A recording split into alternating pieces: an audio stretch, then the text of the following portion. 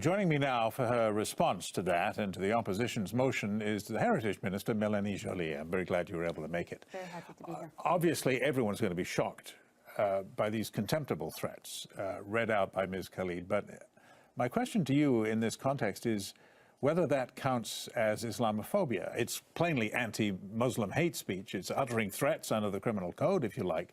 Is it Islamophobia? Well, Islamophobia is discrimination against Muslim people. And we know what is homophobia, we know what is misogyny, and we don't contest these definitions. So the thing is right now, the problem with the conservatives is they're fearful of identifying Islamophobia. And this, their own motion is a cynical attempt to find an answer to their own internal division. Mrs. Khalid came with this motion in December and decided in reaction to a petition that another member, Frank Bellis, did, condemning Islamophobia. 70,000 people signed the petition. Now, she came as a MP, decided to take that important issue up front and condemn Islamophobia and all systemic racism. And she is now putting forward her motion. We are supporting it. What's the impact? It's to study Islamophobia and systemic racism and to ask the Heritage Committee to find recommendations based on that study. I take your point about the study and so forth and the balance of the motion, but let me take issue first with your definition. You started out by defining Islamophobia as fear of Muslims. It's not Muslimophobia. It's not phobia about people, Muslims, or a group of people. It's Islamophobia, which is a religion. Islam is not a race. It's not a people. It's a religion. I said discrimination. I didn't say fear. I said discrimination against people of Muslim faith. Phobia is fear. And so basically what we know is that there is an issue right now in terms of the Muslim community being targeted. While hatred crimes have diminished across the country since 2012, they have increased. They actually have doubled against the Muslim community. That's a fact. We know what happened at the Quebec City mosque attack. People were killed because they were in a mosque and they were praying there. We know there's been vandalism of mosques in Quebec, in Montreal, in Sept-Îles, in Ottawa, in Toronto, in Peterborough, in Hamilton, in Alberta. We know that. This is a phenomenon that is happening. Now, it's not because we're not talking about it that we'll find a solution. The idea, as parliamentarians and as a government, is to find solutions when problems occur. And this is exactly what this motion seeks. The House, as I understand it, as far as we can tell, is unanimous in agreement with what you just said, that these attacks are terrible and should be condemned. And therefore, so what's next? The argument is not about whether that's all true.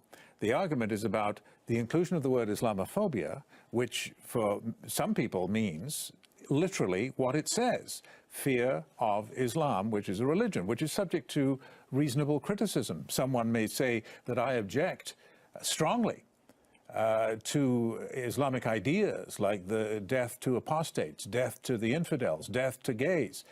They may object to those things, and those are reasonable objections, and that's fear of Islam.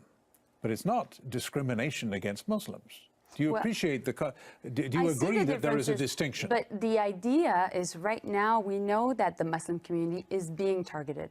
This is a fact. I just gave you the data.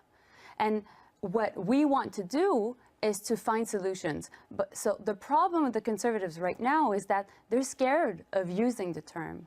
And so it doesn't mean because you're not using the term that actually it doesn't exist. And basically by not using the term, you're contributing to the problem. And so these are difficult conversations. These are difficult conversations that we know we must have. But you have the power to make that conversation much, much easier with a very simple step suggested by a very distinguished liberal, Owen Kotler, who, as I mentioned to Mr. Anderson, as you saw, makes the proposal, well, why don't you just say anti-Muslim bigotry? Then we know we're talking about people, not ideas. Well, I had the Why don't we chance. do that? I had the chance to talk with Mr. Cutler, and since he has been able to see the entire debate on this, thought that it was quite a cynical attempt to find resolve within the Conservative Party on the issue regarding the Muslim community. So he agrees with our position. Now, the most important problem we no, he see doesn't. He's made a statement publicly, and he says that you could fix the problem between yourselves and the Conservatives, or some of the Conservatives, by substituting the words anti-Muslim hatred or anti-Muslim bigotry for Islamophobia. Then you don't have a problem. Well, the reality is that we need to make sure that this motion goes ahead, because we know that there is a community that is being targeted. Terry, this is more than words. It's Of course. actually, this is So extremely... we won't have a problem with words if you do what the Mr. idea Cutler is suggests. that Mrs. Khalid, when she came up with this motion, really thought this would be getting unanimous consent. But meanwhile, what's happening within the Conservative Party is that there's some leadership candidates that have been doing fundraising based on the fact of not condemning Islamophobia, have been also rallying support because of it. So this is an issue. And this is why it's so important that as politicians, we stand united behind what Mrs. Khalid did, which was a good intentioned, well-drafted motion condemning Islamophobia and all systemic racism. And I must say, I had the chance as minister in charge of inclusion and diversity to meet people across the country, people from different communities, people from communities that are minority communities and that are also discriminated. So let me ask you this. And that are also feeling a form of racism or prejudice. And people all agree that Islamophobia is a fact, is happening, and ultimately solutions must be found. So you define as racism somebody who objects, however strongly, to Islamic ideas like the ones I described, death to infidels. Is that Islamophobic? Is that anti-Muslim? Is it racism? What is it? Is it racism? The idea is really not to condemn any form of free speech. Of course, we're in favor of free speech.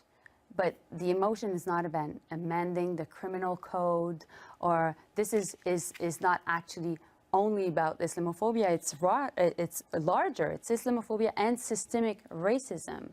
But ultimately, the important thing here we must remember is that this is a social issue that is happening in our country. I think and we shouldn't be fearful of using the words, and the use of Islamophobia ultimately is the fact of making discrimination against Muslim people. And I must say also, since I've presented the government response on this, I've been myself receiving lots of emails and trolls of people that have been presenting such outrageous comments, such as the ones that were presented by Let's hope there's an end to those ugly comments. I appreciate you taking the Thank time. you. Melanie Joly, the Minister of Heritage, appreciate your coming in.